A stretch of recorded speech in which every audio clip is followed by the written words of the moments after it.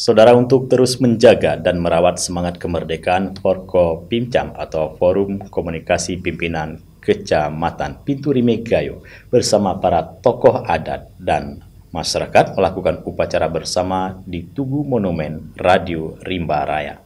Republik Indonesia masih ada karena pemimpin Republik.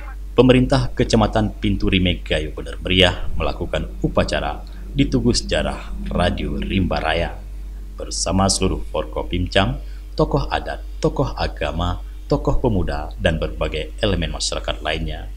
Bertindak sebagai inspektur upacara dalam upacara di Tugu bersejarah ini adalah Camat Pinturi Gayo Edi Iwan Syahputra dan Paskibraka serta paduan suara dari SMA 1 Pinturi Gayo.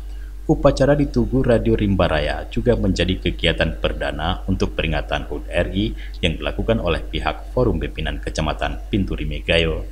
Terlihat di arena Tugu Radio Bersejarah Radio Rimba Raya, ratusan peserta upacara memenuhi lapangan.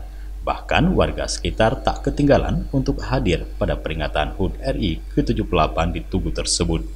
Dari Benar Meriah, Tim Liputan Aceh TV melaporkan.